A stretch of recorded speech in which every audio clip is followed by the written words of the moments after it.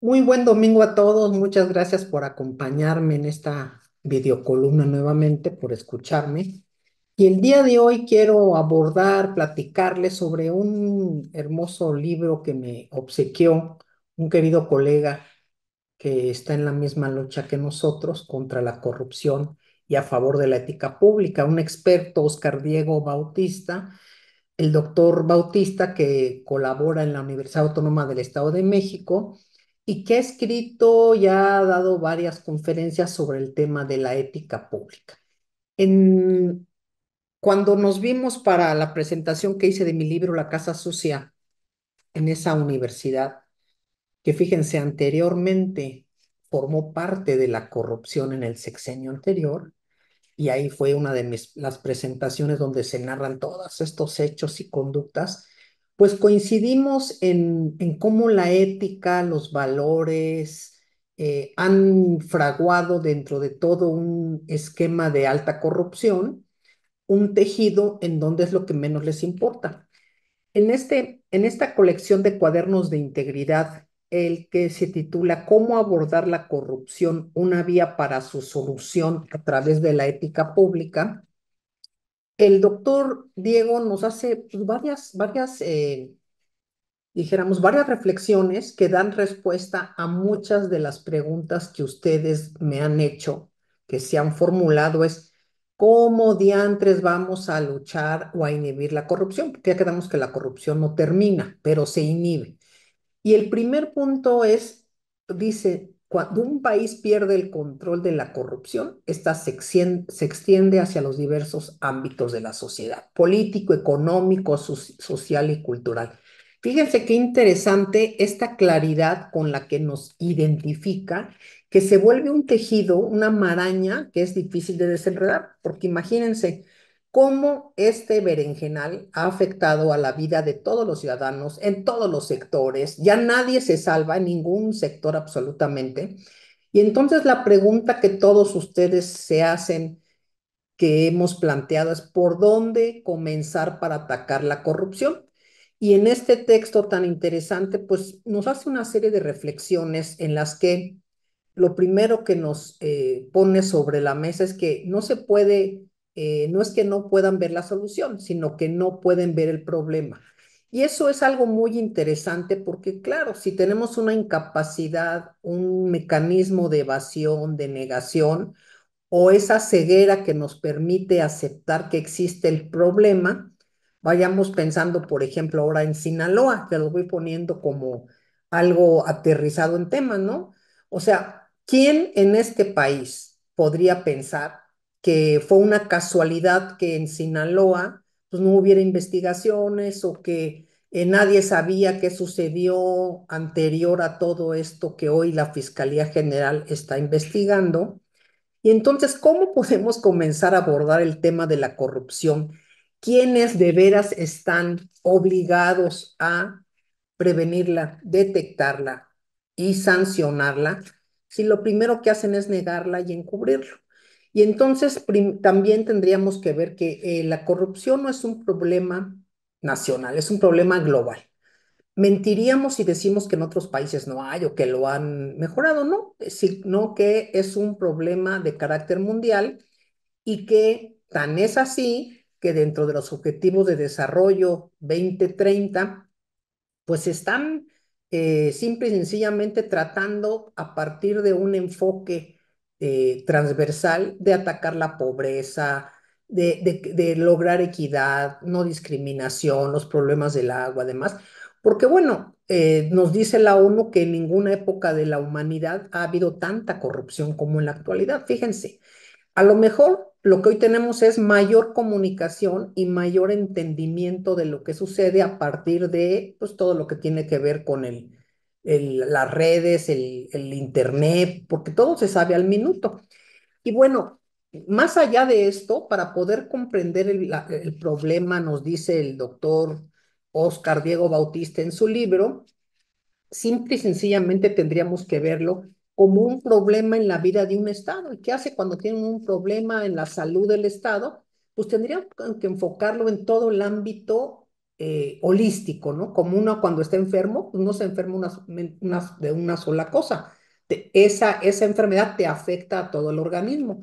Entonces, podríamos enfocarnos al tema político, económico, social, cultural, y más allá de todo esto, fíjense, hay corrupción en partidos, en los ámbitos electorales, administrativos, académicos, sanitarios, mercantiles, financieros, medio ambiente, en el deporte, el crimen organizado. Pero todo esto vinculado al clientelismo político, al tema de las construcciones y de las ganancias también, que tienen que ver con proveedores, pues nos habla de lo que ya hemos constatado a través de muchos casos que se han visualizado, en lo cual no solamente se niegan a aceptar que existe, sino que esta bola de nieve que creció, pues ha afectado en general la economía. ¿Por qué? Porque al no haber los recursos necesarios o haberse desviado para casos personales y particulares, yo sigo insistiendo que se van a bolsas privadas porque son incapaces de compartirlo para campaña, pues cada quien podría desarrollar una hipótesis para atacarla. Aquí nos dice en este libro que simple y sencillamente, dependiendo de las condiciones sociopolíticas e históricas de cada país, se puede variar la respuesta. Y yo de esto retomo lo que considero que es aplicable a nuestro país. Primero, existe o se dejó crecer porque existe una red de corrupción que se vincula a los altos niveles de gobierno. Y aquí estoy hablando de todo el país, de los gobiernos, de los poderes, de los jueces, de los legisladores, por supuesto, de los presidentes municipales, porque también ya nos acostumbramos como sociedad a entender que es el modo como opera el gobierno y entonces pareciera que queremos acostumbrarnos a que esto suceda.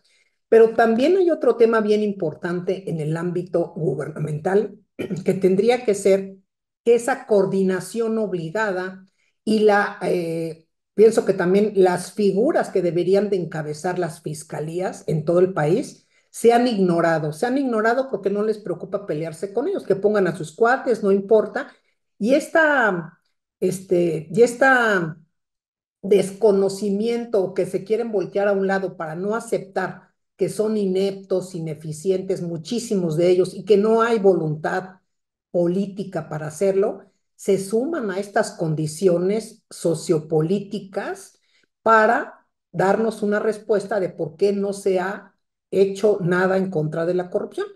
Y luego, aparte, los corruptos inmersos en las instituciones, ya lo han comentado y aquí lo pueden ver en la Casa Sucia con toda la serie de mapas, se protegen unos a otros, son redes de complicidades y entonces simple y sencillamente son negocios que les dejan muchísimo, muchísimo dinero. Y entonces, pues esto no solamente hace que los gobiernos pierdan autoridad ante quienes toman el control de la corrupción, ¿no?